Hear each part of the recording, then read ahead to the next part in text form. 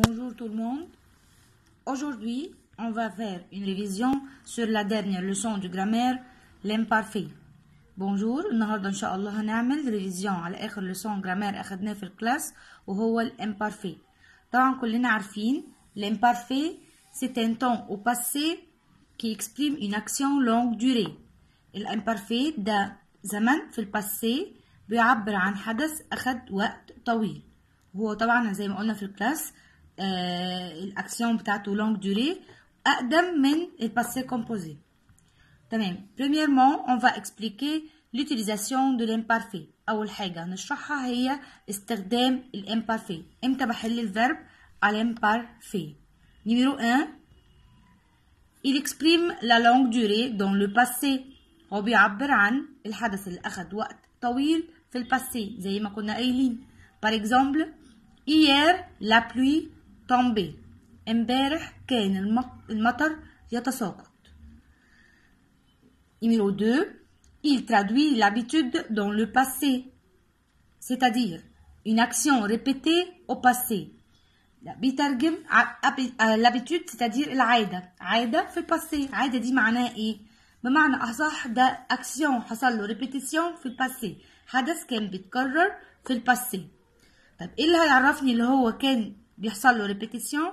طبعا احنا أخدنا كلمات اللي هي بتدل على répétition زي مثلا كلمة chaque c'est-à-dire every.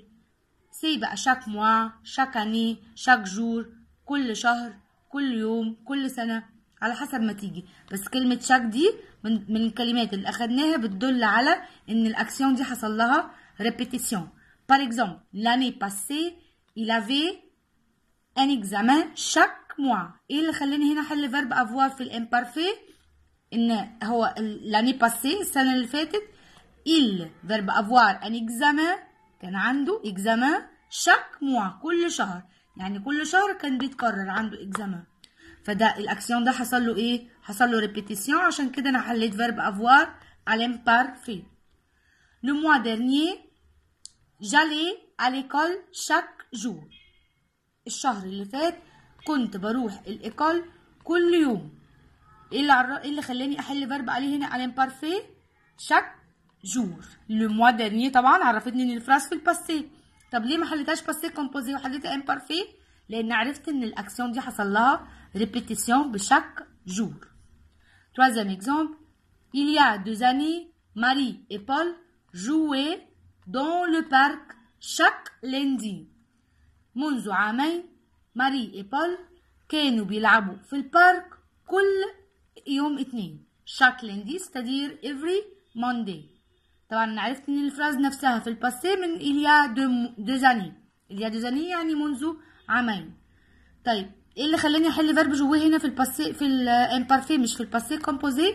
ان انا في مو عرفتني ان الحدث ده حصل له ريبيتيشن. علشان كده لما اجي احل لازم اقرا الفراز جوسكا لو بوين لحد الايه النهايه لحد النقطه. شاك لندي هي اللي خلتني احل فيرب جوه على امبارفي. Troisième utilisation, tel استخدام لي, il sert à expliquer, à décrire des faits dans le passé. C'est-à-dire quoi? C'est-à-dire la description au passé. الوصف وصف الحال في ايه؟ في الماضي.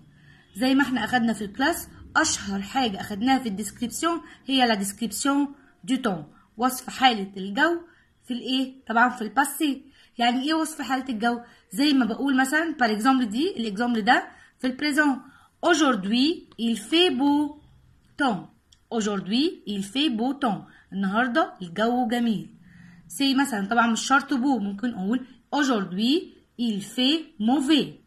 Aujourd'hui, il fait froid. جو برد. Aujourd'hui, il fait chaud. الجو حر. ده كده بعمل ايه؟ بعمل description للتون aujourd'hui. Aujourd'hui c'est-à-dire today. طب افرض انا عايزه اعمل description للتون بس في الباسي. Par exemple hier.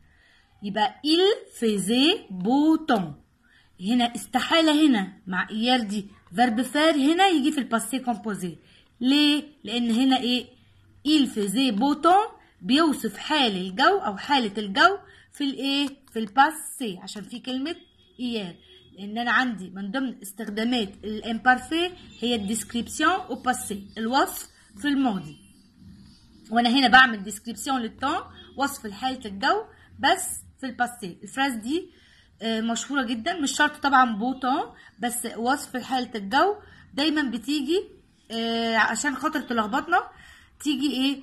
تيجي مثلا لو جاي مثلا شوازي، بيجي لي، انا عملت الاكزام ده في الكلاس، بيجي لي فيزي ولا افي. طبعا اختار فيزي لان افي دي باسي كومبوزي، ما ينفعش في الوصف الحالة في الماضي. طيب فيرب اتر ان فرونسي طبعا كلنا عارفين ان انا قلت ده الكلام برضو في الكلاس. الفيرب اتر كان فيرب ديتا، هو اصلا فيرب بيوصف حال. لو الفيرب ده دايما بيجي في فيرب اتر دايما بيجي في الباسي، على طول هحله امبارفي لان هو بيوصف حاله. يعني ايه فيرب اتر اون انجلي؟ ستادير فيرب تو بي، يكون. فيكون ايه؟ اكيد ده بيوصف حال. يبقى لو فيرب اتر جه او باسي دايما احله على امبارفي. طب ناخد اكزامبل ليه. avant-hier elle était très élégante. اول امبارح كانت élégante جدا، كانت شيك جدا. يبقى انا كده بوصف ايه؟ حالها، حالتها في الايه؟ في الباسي، عشان في كلمه avant-hier، فعشان كده هنا حليت فيرب اتر على امبارفي. طب دوزيام اكزامبل. la semaine dernière j'étais malade. الاسبوع اللي فات انا كنت مريضه، كنت عيانه. يبقى انا كده بوصف ايه؟ حالتي au passé عشان في la semaine dernière. يبقى هنا استخدمت فيرب être à l'imparfait. تمام.